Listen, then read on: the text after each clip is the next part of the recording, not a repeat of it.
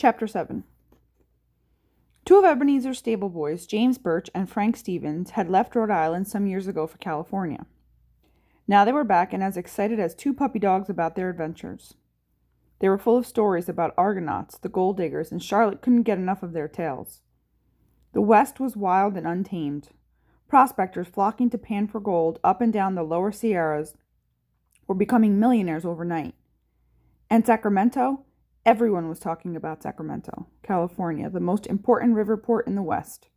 It was a boom town, and for a businessman, it was as tempting as a candy store because if a man struck it rich, he had to have some place to take his gold and some place to spend his worth. People got to get from one place to another, said James. So we started a small stage line, but now we're joining with other lines to start the California Stage Company. And we need good drivers.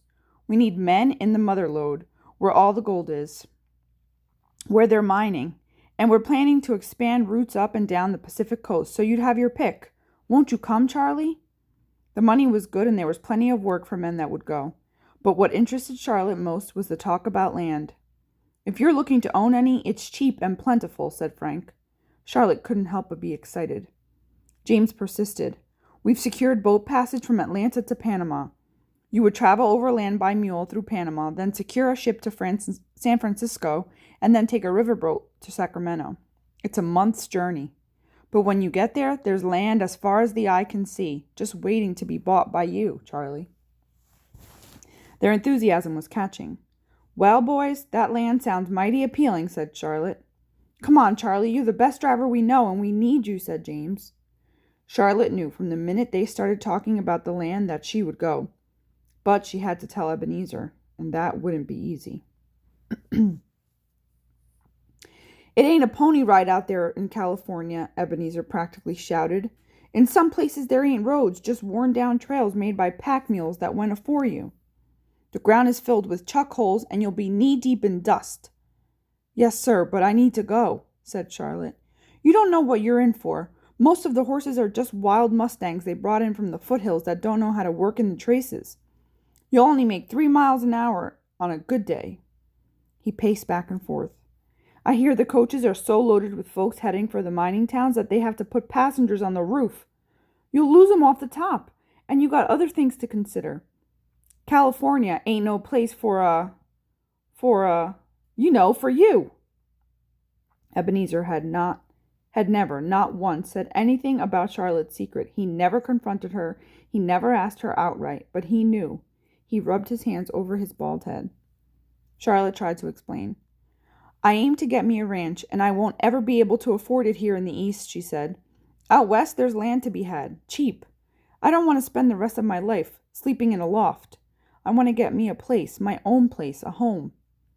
He stopped pacing, crossed his arms, and said, What about Indians? You thought about that? And carrying all that bullion?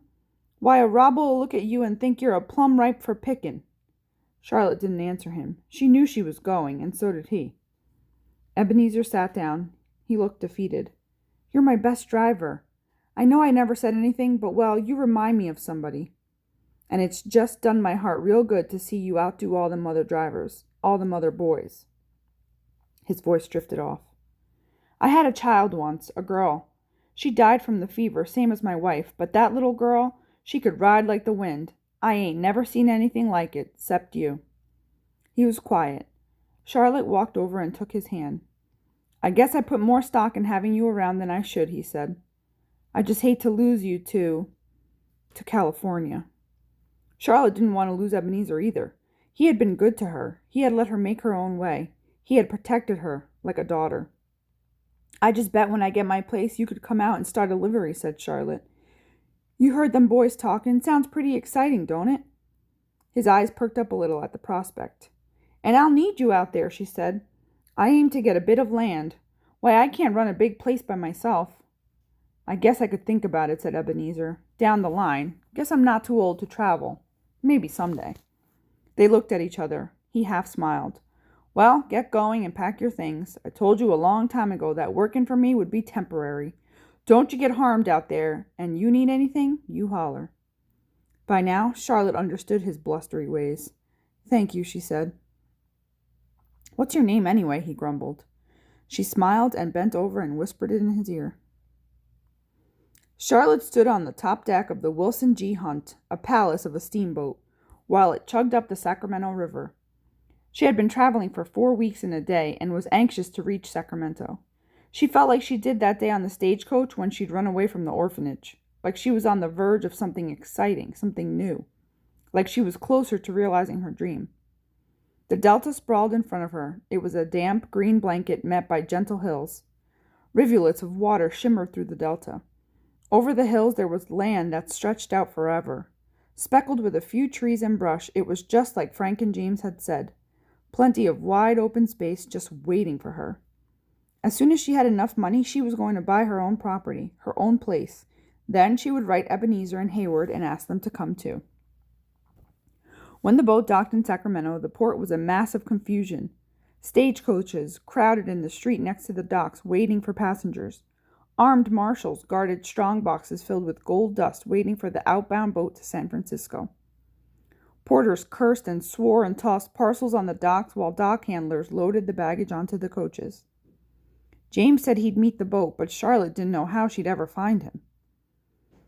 Charlotte shoved her way through the crowd. Horses whinnied and pranced impatiently. Passengers disembarked around her and crowded into the street like an army of ants at a picnic. Charlotte had never seen such confusion in her life. She was jostled one way and another. She kept looking for James. There were so many people. "Charlie! Charlie! Over here!" Relieved, she spotted James trolling an extra horse. "James, I don't know who I'm gladder to see, you or that horse. Climb on, Charlie. Let's ride out of this mess." Charlotte hadn't been on a horse in some weeks, and it felt good to be riding again, and especially to be above the crowd. She moved the stallion slowly through the hustle of the docks and followed James toward the outskirts of town. But as quickly as they got away from the docks, they rode into another street crowded with laughing, jeering men. A woman stood on the steps of a saloon passing out handbills to anyone who would take them. "Wyoming Territory is already talking about giving women the right to vote," she called out. "If Wyoming can recognize a woman's rightful voice, then California should too." "Then let the women move to Wyoming," yelled one man, and the crowd cheered. With the men out in the mines, many women are running the farms and should be able to make decisions that affect their properties and families. Women have already organized in the East, have already held a women's rights convention, she yelled back. "Stick with cooking and babies," yelled another man, and the group let out a whoop of laughter. Most dropped the handbills on the ground and went inside. The others shook their heads and walked away. The womenfolk hurried about their business, and many did not stop or look up. But Charlotte noticed a few picking up the handbills and tucking them into their pockets. Charlotte got off the horse and headed toward the saloon steps. "Charlie, what are you up to?" hollered James. She approached the woman. "I'd like one of them handbills," said Charlotte. The woman looked at Charlotte and handed over one of the papers. "Are you prepared to laugh also?" she asked. "No, ma'am," said Charlotte. "I would be interested to know who you would vote for in the upcoming political race." The woman studied Charlotte's face for mockery. Charlotte said again, "If you could vote, who would you vote for?" While Charlotte listened, the woman explained her views on the candidates. She also told her about the convention in Seneca Falls, New York, and the women and men who gathered there in the name of women's rights. When she had finished, the woman said, "You know, there are men who support our movement too, young man." "I agree with them men," said Charlotte as she reached out and shook the woman's hand. Then Charlotte tipped her hat and said, "You are much braver than me." She got back on the horse and left the surprised woman standing on the saloon steps. As she rode along, she read the handbill. She was familiar with politics. Stage drivers heard all the news from the passengers, and Charlotte had opinions of her own. She meant it when she told the woman that she was brave. It took courage to stand up in front of all those laughing men. Charlotte wished she could have done something more for the lady. "You sympathizing with her?" asked James. "It's interesting, that's all," said Charlotte. "You're going to find a lot of interesting things here, things you ain't never seen in the East. But right now, let's get you settled." A few miles out of Sacramento, James and Frank had converted a ramshackle building into a coach barn and stables. Outside, an impressive sign said California Stage Company. Inside, Concord stagecoaches, the finest from the east, were lined up, waiting for the drivers' next runs. There was a bunkhouse for the hands, but since there wasn't a loft, Charlotte found a storeroom off the tack room that suited her fine. Everything's a bit makeshift, Charlie, said James. We aim to get things fixed up, but we got so much business, we just ain't had the time. Everybody's in a hurry to get in and out of gold country, and time is money. How many drivers you got? And where are the horses? Asked Charlotte. We're starting with the 10-stage whips at this stable, and already that ain't enough.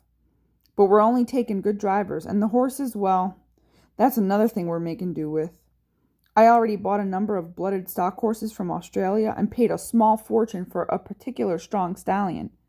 I'm going to make this a reputable line with quality service, but the horses haven't arrived yet. We rounded up some Mustangs. They'll need to be shoed first thing in the morning. You ready to meet some Western horses? Tame or otherwise? Asked Charlotte. James laughed.